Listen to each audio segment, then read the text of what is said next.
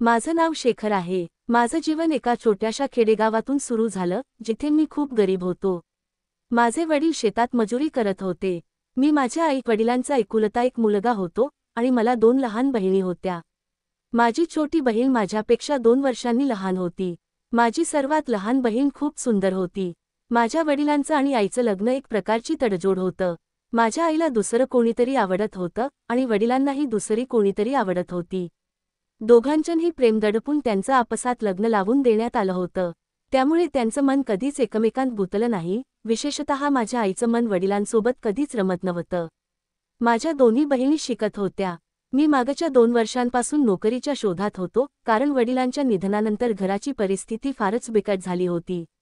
वडील ज्या पद्धतीने घर सांभाळत होते, ते मला शक्य नव्हतं।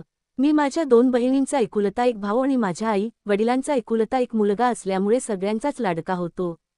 सर्वजण माझ्यावर प्रेम करायचे, माझ्याशी आदराने वागायचे, कारण आमच्या संपूर्ण कुटुंबात मुलीच अधिक होत्या आणि मी एकमेव मुलगा होतो। त्यामुळे मला भरपूर प्रेम आणि महत्त्व दिलं जायचं। फक्त बाबांच्या नातेवाईकांकडूनच नाही, तर माझ्या मामाच्या घरचे सर्वजण माझ्याशी चांगल्या प्रकारे वागायचे। अगदी आमच्या मोहल्ल्यातही माझं नाव आणि प्रतिष्ठा होती। मी खूपच समजूतदार आणि सज्जन मुलगा होतो। मी कधीही कोणत्याही मुलीकडे वाईट नजरेने पाहिलं नव्हतं। आता माझ्यावर तारुण्य चढू लागलं होतं।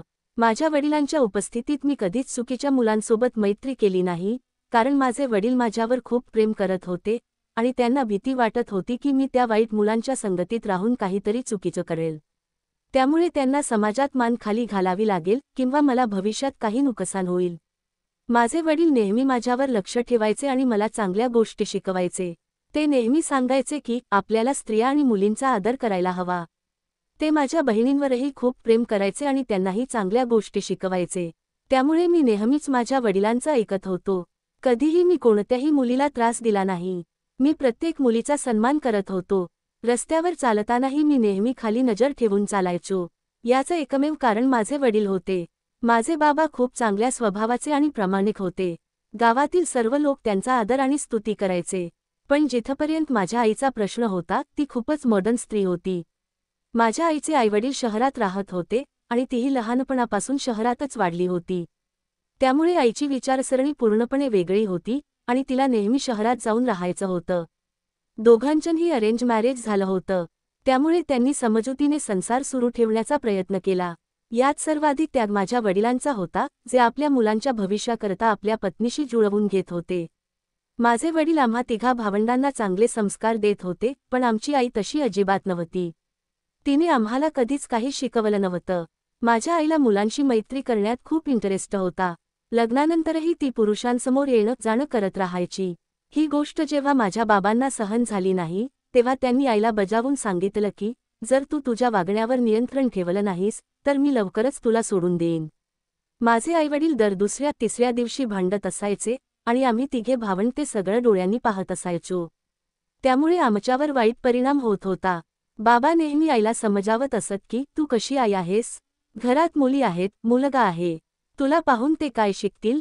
मुली तुझ्यासारख्याच होतील। पण आईला याचा काहीच फरक पडत नव्हता।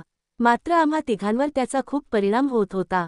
त्यांच्या भांडणामुळे आम्ही घाबरायचो। माझ्या दोन्ही बहिणी रडत बसायच्या आणि मी शांत होत विचार करायचो की माझ्या घरचं सगळं कधी ठीक होईल? कधी माझ्या घरी शांत आणि आनंदी वातावरण तयार होईल? जेव्हा माझी आई बाबांचं काही ऐकत नसे, तेव्हा त्यांच्यात खूप भांडण व्हायचं, कारण आईला नेहमी सजून धजून शेजाऱ्यांच्या घरांमध्ये जाण्याची सवय होती। ही गोष्ट बाबांना अजिबात आवडत नव्हती। तिला कोणत्याही पुरुषाशी बोलण्यात लाज वाटत नव्हती। घरात तिच्या तरुण मुली होत्या, पण तिला त्याची काही पर्वा नव्हती। ती हे देखील विचार करत नव्हती की तिच्या अशा वागण्याचा तिच्या मुलींवर काय आणि कसा परिणाम होईल। माझ्या बहिणी मात्र आईसारख्या नव्हत्या। कधीकधी मला असं वाटायचं की कदाचित वडील उगाचच आईवर रागवत असतील। कदाचित त्यांना काही गैरसमज होत असेल। माझी आई हसरी आणि बोलकी स्वभावाची स्त्री होती, जी बहुतेक सगळ्यांशी हसत हसत बोलायची। कदाचित बाबांचा स्वभाव जरा जास्त संशयी आहे, असं मला वाटायचं। पण माझ्या मनातील हा संशय त्या दिवशी पूर्णपणे दूर झाला, जेव्हा माझे बाबा कामावर गेल्यानंतर आईने घरात 2 पुरुषांना बोलावलं। हे मी स्वतःच्या डोळ्यांनी पाहिलं। तेव्हा मला खात्री झाली की बाबा आईवर विनाकारण संशय घेत नव्हते। पण ती माझी आई होती। मी तिला वाईट कसं म्हणू शकत होतो? म्हणून मी गप्प राहिलो. जर कोणी मला विचारलं असतं की तुला तुझ्या आई वडिलांपैकी कोणावर जास्त प्रेम आहे, तर मी नक्कीच उत्तर दिलं असतं की मला माझ्या आईवर सर्वात जास्त प्रेम आहे. कारण ती दिवसभर घरी राहून माझी काळजी घ्यायची, माझ्यासाठी जेवण बनवायची, स्वतःच्या हातांनी मला जेवू घालायची. ती माझ्या बहिणींची इतकी काळजी घेत नव्हती जितकी माझी घेत होती. मी तिचा सर्वात लाडका होतो आणि मलाही तिच्यावर खूप प्रेम होतं. माझ्या बहिणीही खूप चांगल्या होत्या. त्या घरकाम करायच्या आणि त्याचबरोबर शिक्षणही घेत होत्या. एके दिवशी बाबा आम्हाला सोडून या जगातून निघून गेले. बाबांच्या जाण्याने आम्हाला खूप दुःख झालं. आईला सर्वात जास्त दुःख झालं कारण तिला तिच्या चुकांची जाणीव झाली. तिला असं वाटत होतं की तिने तिच्या नवऱ्याच्या बोलण्यावर विश्वास ठेवायला हवा होता. पण आता परिस्थिती पूर्णपणे बदलली होती. घरची परिस्थिती खूपच बिघडली. त्यामुळे माझ्या मोठ्या बहिणीने नोकरी करण्यास सुरुवात केली. मलाही काहीतरी नोकरी मिळावी असं मला वाटत होतं, पण मला कुठेच नोकरी मिळत नव्हती. माझी बहीण माझ्यापेक्षा लहान होती, त्यामुळे मला आवडत नव्हतं की तिने घराबाहेर जाऊन नोकरी करावी. पण मी काय करणार, माझ्या हातात काहीच नव्हतं. माझी सगळ्यात लहान बहीण अतिशय सुंदर होती. तिचं वय फक्त 15 वर्ष होतं, पण तिची उंची आणि तब्येत चांगली असल्यामुळे तिचं वय मोठ्या बहिणीइतकंच दिसत होतं. माझ्या एका बहिणीचं नाव राखी आणि दुसऱ्या बहिणीचं नाव निकिता होतं. राखी शाळेत शिक्षिका म्हणून नोकरी करत होती.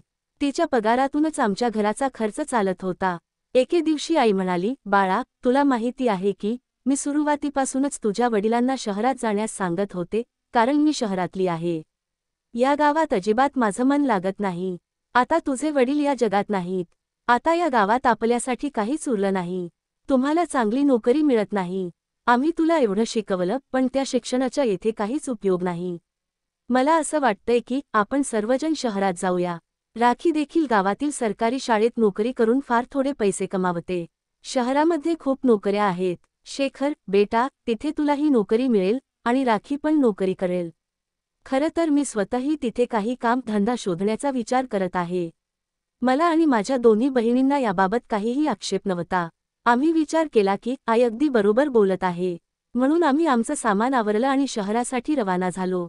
आम्ही आमचं गावातील घर विकलं आणि शहरात भाड्याच्या घरात राहायला लागलो. माझं शिक्षण तर आधीच पूर्ण झालं होतं. आता माझं लग्न लावून द्यायची आईची इच्छा होती, पण आमची आर्थिक परिस्थिती ठीक नव्हती. मी ठरवलं होतं की आधी माझ्या बहिणींचं लग्न करेन. लहान बहिणीचं लग्न भलेही लगेच करू शकणार नाही, कारण तिच्या लग्नाला अजून वेळ होता. पण राखीचं लग्न आधी करेन आणि मगच माझ्या लग्नाचा विचार करेन. पण मला माहीत नव्हतं की शहरात गेल्यावर माझं राहणीमान, विचारसरणी आणि सगळंच बदलून जाईल. मी गावात असताना साधं आणि शांत आयुष्य जगत होतो. पण जसा मी शहरात आलो, तिथलं वातावरण पाहून स्वतःवर नियंत्रण ठेवू शकलो नाही. शहरात माझे नवीन मित्र बनले.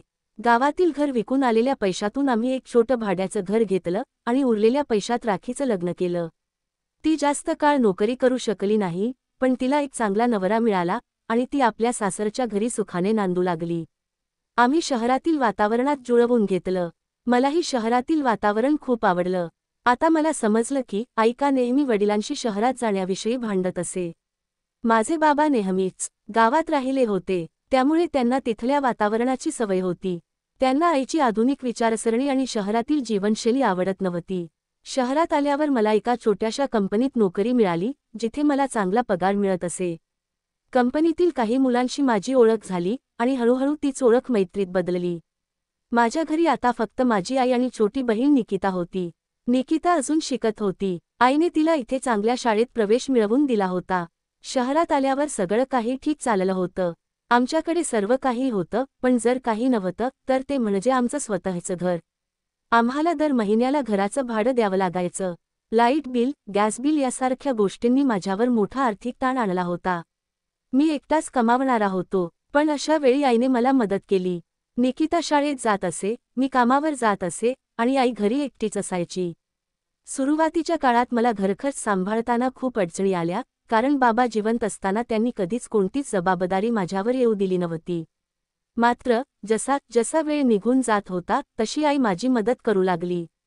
आईकडे इतके पैसे कुठून येत होते हे मला कळत नव्हतं. घराचा संपूर्ण खर्च ती स्वतःच सांभाळत होती आणि मला फक्त घराचं भाडं द्यावं लागायचं. आईकडे इतके पैसे कुठून येतात याचं सत्य एक दिवस माझ्यासमोर आलं.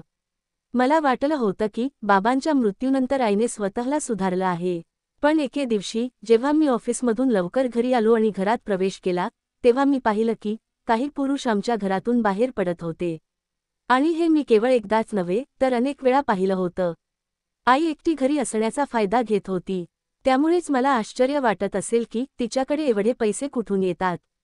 माझा अर्धा पगार तर घराचं भाडं देण्यातच जात होता आणि उरलेले पैसे मी स्वतःवर खर्च करत असे. आई ना कधी घरखर्चासाठी माझ्याकडे पैसे मागत होती, ना कधी तिला पैशाची गरज भासली. आता मात्र मला सगळं कळून चुकलं होतं, पण मी शांत राहिलो. मी आईला काहीच विचारू शकलो नाही. हे सगळं आई माझ्या लहान बहिणीसाठी आणि माझ्यासाठी करत होती. आयुष्य अशाच प्रकारे चालू होतं. मला शहरातील वातावरण आणि लोकांचे व्यवहार कसे असतात हे माहीत नव्हतं. पण माझ्या नवीन मित्रांनी मला सगळं शिकवलं. ते मला बार आणि क्लबमध्ये घेऊन जात. मी त्यांच्या संगतीत स्मोकिंग करायला लागलो आणि रात्री घरी उशिरा येऊ लागलो. मी पूर्णपणे बिघडून गेलो होतो. मात्र एका गोष्टीची मला पूर्ण जाणीव होती, मी कधीही कोणत्याही स्त्रीकडे वाईट नजरेने पाहिलं नव्हतं. याचं कारण म्हणजे माझ्या वडिलांचे शब्द, जे आजही माझ्या लक्षात होते. ते नेहमी म्हणायचे, बाळा, प्रत्येक स्त्री आणि मुलीचा आदर करावा. आपल्या घरातील स्त्री ही आपल्या घराची इज्जत आणि शोभा असते. जर एखाद्या मुलीची इज्जत गेली तर तिची शोभा ही लोप पावते. मी वडिलांच्या या शिकवणीला माझ्या मनात घट्ट करून ठेवलं होतं. पण मला हे माहीत नव्हतं की या शहरात येऊन मी माझ्या वडिलांचे प्रत्येक शब्द विसरून जाणार होतो. मी माझी जुनी नोकरी सोडली होती. जेव्हा मी शहरात आलो तेव्हापासूनच मी प्रत्येक काम आत्मविश्वासाने करायचो. मी खूप हुशार आणि सुशिक्षित होतो. मला सर्व काही चांगल्या प्रकारे माहीत होतं. पण जसा जसा वेळ जात होता तशी मला जाणीव होऊ लागली की माझ्या मेहनतीनुसार मला पुरेसा पगार मिळत नाही. त्यामुळे मी ती नोकरी सोडून दिली आणि जिथे जास्त पगार मिळत होता तिथे काम करू लागलो. नवीन नोकरीत माझी कामगिरी अतिशय उत्तम राहिली. माझ्या मेहनतीमुळे मला कंपनीत मॅनेजरच्या पोस्टवर नोकरी मिळाली. आता माझ्याकडे पैशाची कमतरता नव्हती. आमची परिस्थिती पूर्णपणे बदलून गेली होती. हे सर्व माझ्या आईच्या प्रार्थनांचं फळ होतं, कारण ती नेहमी माझ्या यशासाठी देवाकडे प्रार्थना करत असे. शहरात आल्यापासून आमचे दिवस पूर्ण बदलून गेले होते. मला हे मिळवण्यासाठी जवळपास 7 वर्ष लागली आणि आता मी 32 वर्षांचा झालो होतो. आई म्हणायची, बाळा, आता मी तुझं लग्न लावून द्यायचं ठरवलं आहे. आपल्याकडे आता सर्व काही आहे. त्यामुळे आता तू लग्न करू शकतोस. पण मला असं वाटत होतं की मला अजून काही वर्ष पैसा कमवायचा आहे. माझी बहीण निकिता आता मोठी आणि सुंदर झाली होती. मी आईला सांगितलं, मला अजून 5 वर्ष लग्न करायचं नाही. तोपर्यंत आपण निकिताच्या लग्नाची तयारी करू. मी तिची मोठ्या थाटामाटात पाठवणी करेन. आई म्हणायची, बाळा, तोपर्यंत तुझं वय निघून जाईल. पण माझा विश्वास होता की पैसे सर्वात मोठी ताकद आहे. मला वाटायचं की जर माझं वय निघून गेलं तर काय झालं? माझ्याकडे जास्त पैसा असेल तर मला शहरातील सर्वात सुंदर मुलगी मिळेल. दरम्यान निकितानेही 2 वर्ष लग्न करण्यास नकार दिला, कारण तिला पुढे शिकायचं होतं. देवाच्या कृपेने मी आणखीनच यशस्वी झालो आणि आता मी स्वतःच्या कंपनीचा मालक बनलो. मी एक छोटी स्वतःची कंपनी सुरू केली आणि व्यवसाय करू लागलो. त्यामुळे आता आर्थिक तंगी पूर्णतः दूर झाली. मी माझं स्वतःचं मोठं घर घेतलं, स्वतःची गाडीही घेतली. आमचं जीवन आता पूर्णपणे बदललं होतं. मी घरात प्रत्येक प्रकारच्या सुविधा उपलब्ध करून दिल्या होत्या आणि आता त्यामुळे मी खूप आनंदी होतो. माझ्यात पैशासोबतच अहंकारही येऊ लागला होता. मला असं वाटत होतं की मी पैशाने सगळं काही खरेदी करू शकतो. मी मुलींकडे वाईट नजरेने पाहायला लागलो होतो. माझ्यासमोर जी कोणती मुलगी यायची तिचा फक्त वापर करण्याचा विचार मी करत होतो. माझ्या कंपनीत राजेश नावाचा एक मुलगा नोकरी करत होता. त्याचं नुकतंच लग्न झालं होतं. त्याने मला त्याच्या लग्नाला सुद्धा बोलावलं होतं. तो वयाने माझ्यापेक्षा लहान होता. त्याची बायको खूप सुंदर होती. सगळेच लोक तिच्या सौंदर्याची प्रशंसा करत होते. राजेशच्या लग्नाला फक्त 6 महिने झाले होते आणि अचानक एका अपघातात त्याचा मृत्यू झाला. तो अपघात इतका भयंकर होता की त्याचा जागीच मृत्यू झाला. त्याच्या बायकोला ती गरोदर असल्याचं समजलं. त्यामुळे ती अजूनही त्याच घरात राहत होती. ही माहिती मला ऑफिसमधील लोकांकडून मिळाली. तेव्हा मी ठरवलं की मला तिची काही मदत करायला हवी. राजेशचे आईवडील या जगात नव्हते. त्यामुळे घरात ती एकटीच होती. मी तिच्या घरी गेलो तेव्हा काही पैसे सोबत नेले, जेणेकरून तिची थोडी मदत करता येईल. मी तिथे पोहोचलो तेव्हा ती माझ्याशी खूप चांगल्या पद्धतीने बोलली. पण तिचं सौंदर्य पाहून माझी नियत बिघडू लागली. एका क्षणासाठी माझ्या मनात विचार आला की नाही, ती बिचारी विधवा आहे आणि आई पण होणार आहे. तरीही माझ्या मनात वाईट विचार येऊ लागले आणि तिच्या एकटेपणाचा फायदा घेत मी तिच्यासोबत ते केलं जे मी करायला नको होतं. ती बिचारी निर्जीव अवस्थेत जमिनीवर पडली. माझं काम पूर्ण झाल्यावर मी तिथून बाहेर जायला निघालो. मला तिथून जाताना बघून तिने मला मागून आवाज दिला आणि म्हणाली, तुम्ही माझ्यासारख्या लाचार स्त्रीसोबत हे चांगलं नाही केलं. मी तुम्हाला श्राप देते की तुमच्या एखाद्या जवळच्या व्यक्तीसोबतही असंच काही होईल आणि ती वेदना तुम्हाला सहन होणार नाही. मी मोठ्याने हसू लागलो आणि म्हणालो, तू मला श्राप देते आहेस? तुझा श्राप मला लागू शकत नाही. आता तुला माझ्यापासून कोणीही वाचवू शकत नाही, कारण माझं तुझ्यावर मन बसलं आहे. आता मी इथे नेहमी येत राहीन, तुझी मदत करण्यासाठी नाही, तर फक्त माझी इच्छा पूर्ण करण्यासाठी. ती ओरडत होती आणि रडत होती, पण तिच्या रडण्याचा माझ्यावर काहीही परिणाम होत नव्हता. मी दर 2 दिवसांनी रात्र झाली की तिच्याकडे यायचो आणि माझी इच्छा पूर्ण करायचो. पण एक गडबड झाली. राजेशची बायको दिवसेंदिवस कमजोर होत चालली होती. पण काही काळ तिचा वापर केल्यानंतर आता मला तिचा कंटाळा आला होता. म्हणून मी कधीच तिला भेटण्याचा प्रयत्न केला नाही. ती या शहरात एकटीच होती. इथं तिचं कोणीही नव्हतं. पण मी तिला चांगलंच धमकावलं होतं की जर तू माझ्याबद्दल कोणालाही काही सांगितलंस तर हे तुझ्यासाठी चांगलं होणार नाही. तू नंतर माझ्यावर आरोप करशील, पण त्याआधीच मी तुला इतकं बदनाम करीन की तू कोणासमोर तोंड दाखवण्याला लायक राहणार नाहीस. म्हणूनच ती बरेच दिवस गप्प राहिली. तिच्या तोंडून एक शब्दही निघत नव्हता. पण तिच्या मनातून ती मला श्राप देत होती. मी आता कुठे ना कुठे तोंड मारत असायचो आणि माझी इच्छा कोणत्याही मुलीकडून पूर्ण करून घेत असायचो. ओळखीवर जाऊन किंवा एखाद्या मुलीवर माझं मन बसलं आणि तिने शांतपणे ऐकलं तर ठीक, नाहीतर मी जबरदस्ती करण्यात वेळ घालवत नव्हतो. मी संपूर्ण रात्र बाहेरच घालवायचो. रात्रभर घरी यायचो नाही. मी माझ्या आईचा एकुलता एक आधार होतो आणि माझ्या बहिणीचा आहे. एके दिवशी माझ्या आईने मला विचारलं, बाळा, तू संपूर्ण रात्र घराबाहेर का राहतोस? तुला ठाऊक आहे ना, घरी तुझी आई आणि बहीण एकटीच असते.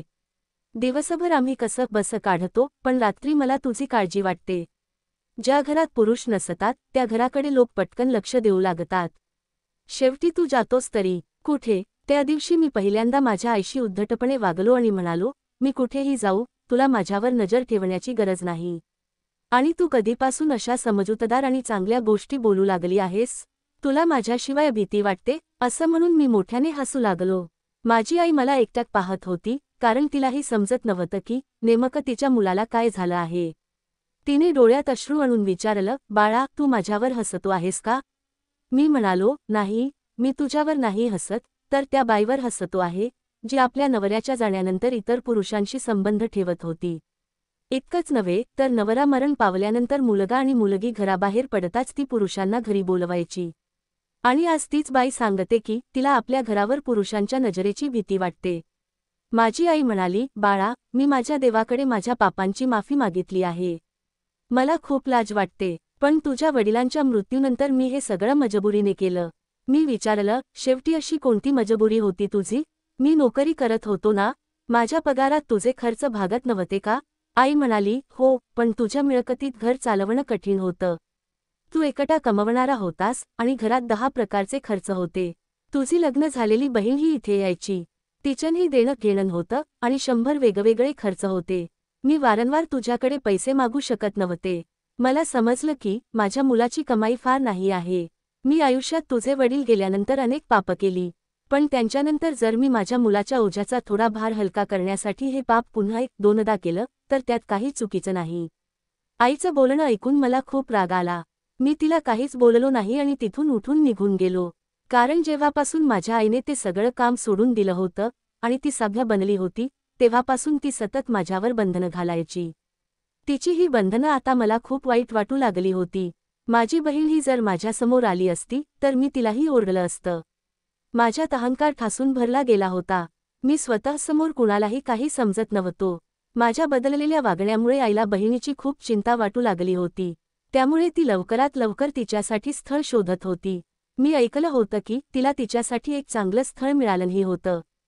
तिने मला अनेकदा याबद्दल सांगण्याचा प्रयत्न केला, पण मी तिचं कोणतंही बोलणं ऐकलं नाही.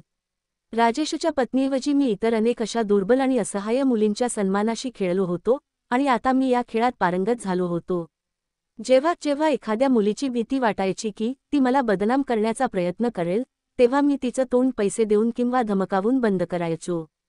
त्यामुळे कोणीही माझ्या विरोधात आवाज उठवण्याची हिंमत करत नव्हतं. काही दिवस असेच निघून गेले आणि माझ्या आईसमोर हळूहळू माझ्या वागण्याचं सत्य उघड होऊ लागलं. आई म्हणाली, बाळा, मला आता समजलं आहे की तुला तुझ्या पैशाचा गर्व झाला आहे.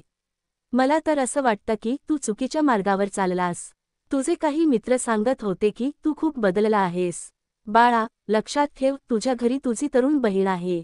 तुझे वडील नेहमी तुला समजवायचे की कोणत्याही स्त्रीकडे वाईट नजरेने पाहू नकोस. घरात तुझी बहीण आहे, जर कोणी तिच्याकडे वाईट नजरेने पाहिलं तर तुला कसं वाटेल? मी मात्र नेहमी माझ्या आईला शांत बसण्यास सांगायचो, अशा गोष्टी तुझ्या तोंडून ऐकायला शोभत नाहीत. तू कधीच तुझ्या नवऱ्याच्या इज्जतीची पर्वा केली नाही, म्हणूनच तू मला हे शिकवू नकोस. असं बोलून मी आईचं तोंड बंद करायचो. मला माहीत नव्हतं की माझ्या केलेल्या कृत्याचा परिणाम पुढे काय होणार आहे. मी नेहमीच तेच करत आलो जे माझ्या मनाला हवं होतं. मला लग्न करून स्वतःला कैद करून घ्यायचं नव्हतं.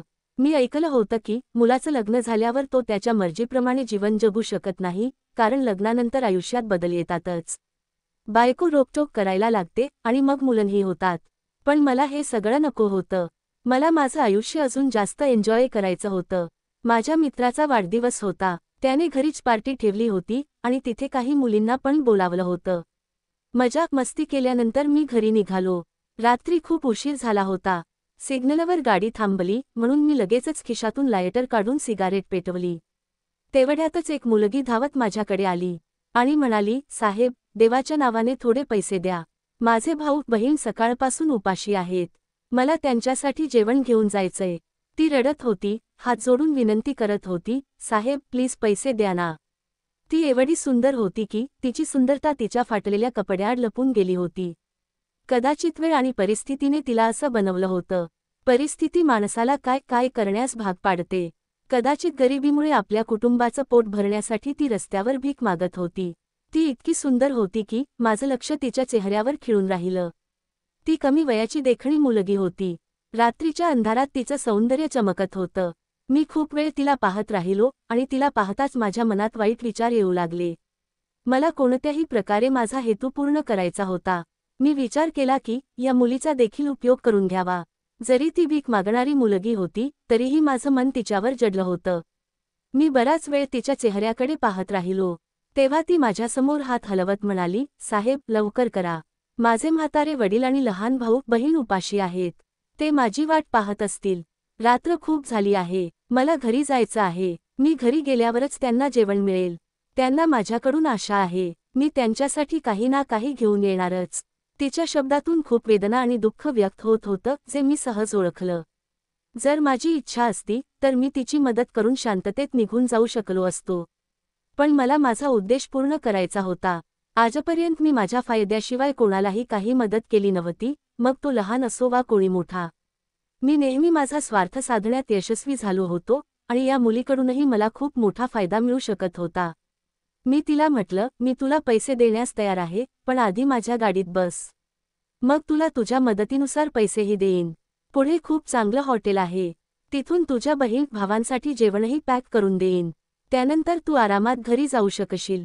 तुझे भाऊ बहीण तुला पाहून खुश होतील. ती विचित्र नजरेने माझ्या चेहऱ्याकडे पाहू लागली आणि म्हणाली, साहेब, मी तुमच्यावर कसा विश्वास ठेवू? माझ्या भावांनी मला बजावलं आहे की कोणासोबतही कुठे जाऊ नकोस. भीक घ्यायची आणि निघून जायचं. मी तुमच्यासोबत कुठेही जाऊ शकत नाही, ना तुमच्या गाडीत बसू शकते. तुम्ही मला असेच पैसे द्या. मी स्वतःच माझ्या भाऊ बहिणींसाठी जेवण घेईन. मी तिला ओरडून म्हटलं, तुला काय वाटतं, मी काही वाईट माणूस आहे का? मी तर तुझी मदत करण्यासाठी इतका वेळ तुझं ऐकत उभा आहे. इतका वेळ तर मी कोणाशीही बोलत नाही. मी विचार केला होता की तुला इतके पैसे देईन की तुला पुन्हा कधीही भीक मागावी लागणार नाही. पण तू उलट मलाच शिकवते आहेस. ठीक आहे, जर तुला वाटत असेल की मी वाईट आहे तर मी तुझी मदत करणार नाही. हे बोलूनच मी गाडी सुरू करणार होतो, तेवढ्यातच तिने पटकन माझ्या गाडीच्या काचा आपल्या हाताने धरल्या आणि घाईघाईने म्हणाली, अरे नाही, साहेब, तसं नाही. मला खरंच पैशाची खूप गरज आहे. माझ्या बाबांसाठी औषधं घ्यायची आहेत. ते घरी आजारी पडले आहेत. माझे भाऊ बहीण उपाशी आहेत. पण मला भीती वाटते. मला तुमच्यावर सहज विश्वास ठेवायला भीती वाटते. माझे बाबा म्हणतात की कोणावरही लगेच विश्वास ठेवू नये. ती मुलगी मला खूप हुशार आणि सावध वाटत होती, पण तिचा रागही येत होता. पण मी ठरवलं होतं हिचं काहीतरी करायलाच हवं. मी तिला सांगितलं, तुला घाबरण्याची काहीही गरज नाही. मी तुमच्यासारख्या ना जाणू किती लोकांना मदत करतो. चल, माझ्या गाडीत बस.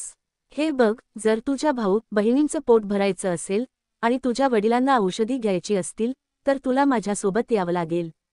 कारण इथे रस्त्यात उभं राहून मी तुझी काहीच मदत करू शकत नाही. ती बऱ्याच वेळ तिथेच उभी राहून विचार करत होती आणि मी गाडीत बसून तिला पाहत होतो. तिने काहीसा मूर्खपणा दाखवायला सुरुवात केली होती. ती एक निरागस मुलगी होती. मला माहीत होतं की ती शेवटी माझ्यासोबत यायला तयार होईल. मी तिला आणखीन थोडी लालच दिली आणि तिच्याशी वेगवेगळ्या गोष्टी बोलत राहिलो. मी वारंवार तिच्या कुटुंबाबद्दल विचारत होतो, ज्यावर तिच्या डोळ्यात पाणी आलं आणि तिने आपल्या कुटुंबाबद्दल सांगायला सुरुवात केली. ती खूप गरीब कुटुंबातून आलेली होती आणि घरची गरिबी तिला इथपर्यंत खेचून घेऊन आली होती. मी तिला सांगितलं की मी तिची पूर्ण मदत करेन. आधी आपण तुझ्या कुटुंबासाठी काही खायचं सामान घेऊ. त्यानंतर मी स्वतः तुला तुझ्या घरी सोडायला येईन आणि तुझ्या वडिलांनाही भेटेन, जेणेकरून त्यांना मी काही काम देऊ शकेन. मग तुला रस्त्यावर भीक मागावी लागणार नाही. माझं बोलणं ऐकून ती आनंदी झाली होती. मी तिला पूर्णपणे माझ्यावर विश्वास ठेवण्यात भाग पाडलं होतं. मोठ्या डोळ्यांनी ती म्हणाली, तुम्ही एवढे श्रीमंत आहात का? मी तिला उत्तर दिलं, होय, मी खूप श्रीमंत आहे. एकदा माझ्यावर विश्वास ठेवून तर बघ, मग तुला कळेल की माझं ऐकल्यामुळे तुला आणि तुझ्या कुटुंबाला किती मोठा फायदा झाला आहे. ती निर्धास्त झाली होती. मी तिला मागच्या सीटवर बसायला सांगितलं आणि स्वतः गाडी चालू लागलो. मी वारंवार आरशातून तिच्या सौंदर्याकडे पाहत होतो. ती मला विचित्र प्रश्न विचारत होती आणि तिच्या चेहऱ्यावरून स्पष्ट दिसत होतं की ती खूप घाबरत आहे. 10 मिनिटं मी गाडी चालत होतो आणि तिला बोलण्यात गुंतवून ठेवत होतो. त्यानंतर मी तिला एका निर्जन ठिकाणी घेऊन आलो आणि तिथे गेल्यावर मी तिला गाडीतून खाली उतरायला सांगितलं. ती निरागसपणे गाडीतून खाली उतरली आणि इकडे तिकडे पाहू लागली. ती विचारू लागली, आपण इथे का आलो? कदाचित तिला समजलं होतं की तिने माझ्यावर विश्वास ठेवून खूप मोठी चूक केली आहे. शेवटी ती एक तरुण मुलगी होती. ती खूप घाबरली होती, पण तरीही मी तिच्यासोबत वाईट काम केलं होतं. ती खूप रडत होती, ओरडत होती, पण तिथे तिचा आवाज ऐकायला दुसरं कोणीच नव्हतं. तिने माझ्या तावडीतून स्वतःला सोडवण्याचा खूप प्रयत्न केला, पण ती स्वतःला सोडवू शकली नाही. ती पुन्हा पुन्हा मला श्राप देत होती, पण मला तर असा काहीच फरक पडत नव्हता. मी माझी इच्छा पूर्ण केली होती आणि माझं काम पूर्ण झाल्यानंतर मी तिला तिथेच फेकून दिलं होतं. तिची खूपच वाईट अवस्था झाली होती. तो जंगलातील सुनसान रस्ता होता. तिथे जंगली जनावरही होते. मला वाटलं, सकाळपर्यंत एखादं जंगली प्राणी तिला खाऊन टाकेल.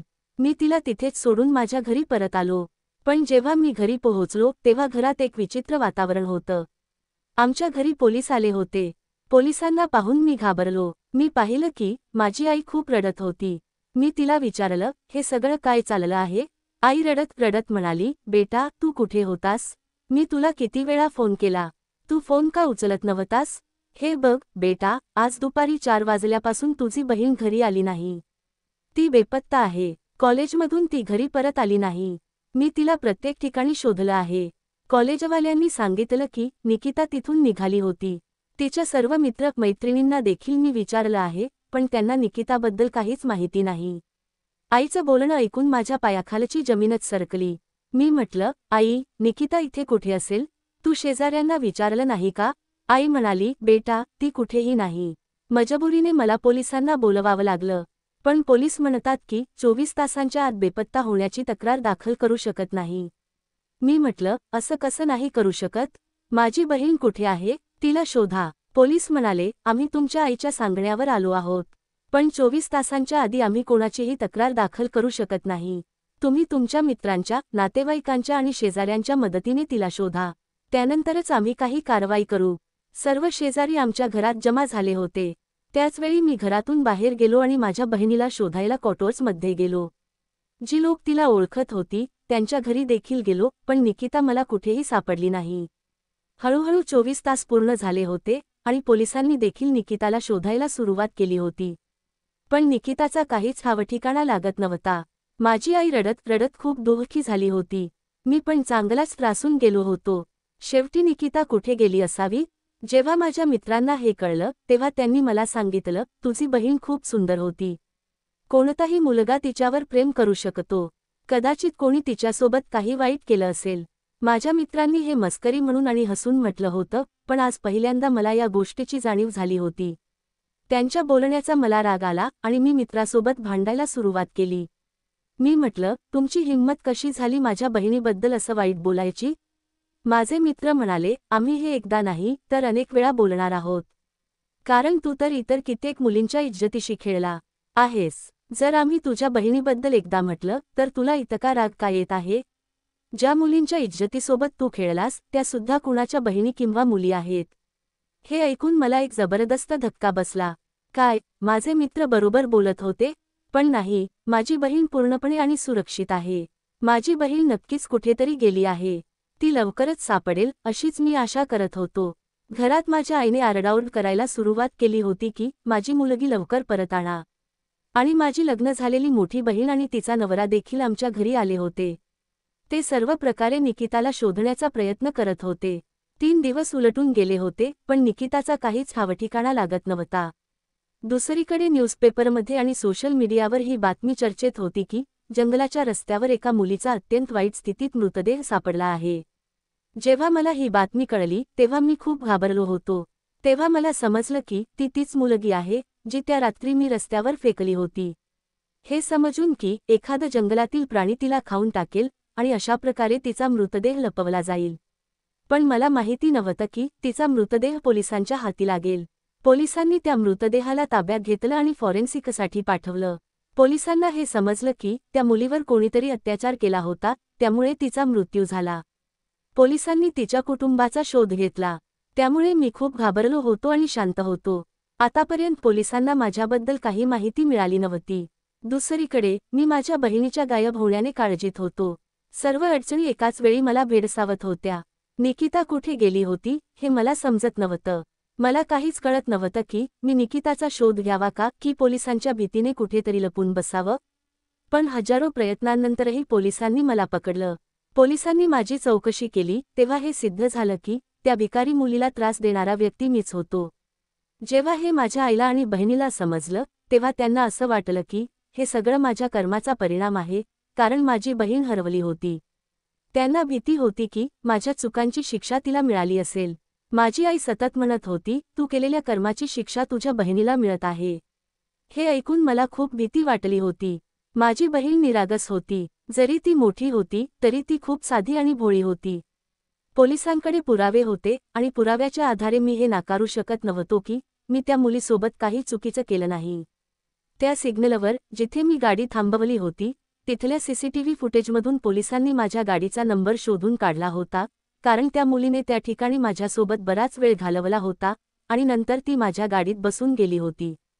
तिच्या वडिलांनी पोलिसांना सांगितलं की त्यांची मुलगी त्या एरियात भीक मागत होती. म्हणून पोलिसांनी त्या एरियाचे सीसीटीव्ही फुटेज तपासले आणि आरोपींचा शोध घेतला. पोलिसांना शंका होती की मी माझ्या बहिणीला गायब केलं असावं. पण कोणी आपल्या बहिणीला गायब करू शकतो का? मला तुरुंगात आणलं होतं आणि पोलिसांनी मला खूप मारलं होतं. इथे पैसा, ओळख काही उपयोगी आलं नाही. आता मला समजलं होतं की श्रापाचा परिणाम किती भयंकर असतो, कारण मला त्या सर्व मुलींनी श्राप दिला होता ज्यांच्याशी मी चुकीचा वागलो होतो. मला शिक्षा झाली होती आणि मी तुरुंगात गेलो होतो. पोलिसांनी माझ्या बहिणीबद्दल माहिती मिळवली होती. माझ्या बहिणीचा मृतदेह तिच्या कॉलेजमधल्या एका मुलाच्या फ्लॅटमध्ये सापडला होता. खरं तर माझ्या बहिणीसोबत तेच घडलं होतं जे मी दुसऱ्या मुलीसोबत करत होतो. माझ्या बहिणीला तिच्या कॉलेजमधल्या काही मुलांनी फसवून तिला त्यांच्या फ्लॅटमध्ये नेलं होतं. तिथे नेल्यावर त्यांनी तिच्यासोबत तेच केलं जे मी त्या भीक मागणाऱ्या मुलीसोबत केलं होतं. त्यानंतर माझ्या बहिणीने स्वतःला संपवून टाकलं. त्या मुलांनी तिला त्या फ्लॅटमध्ये काही दिवस बंद करून ठेवलं होतं आणि मग ते फरार झाले. त्या बंद फ्लॅटमध्ये जेव्हा माझ्या बहिणीचा मृतदेह सापडला तेव्हा त्या आरोपींचा शोध लागला. आता मला समजलं की श्रापाचा परिणाम किती भयंकर असतो. माझं संपूर्ण कुटुंब एका धक्क्यात चांगलंच विखुरलं. मी तुरुंगात गेलो होतो. माझी बहीण या जगातून निघून गेली. माझी आई तो धक्का सहन करू शकली नाही आणि तिचं निधन झालं. जेव्हा आपण वाईट मार्गावर चालायला लागतो तेव्हा आपल्याला हे कधीच समजत नाही की आपण काय करत आहोत आणि आपल्या आयुष्यात त्याचे परिणाम पुढे काय होणार आहेत. मित्रांनो, आशा करते की तुम्हाला आजची कथा आवडली असेल. जर कथा आवडली असेल तर व्हिडिओला लाईक करा. तुम्ही चॅनलवर नवीन असाल तर चॅनलला सबस्क्राईब करा आणि हो, नोटिफिकेशन बेल नक्की दाबा जेणेकरून पुढील अपडेट सर्वात आधी तुम्हाला मिळेल. धन्यवाद.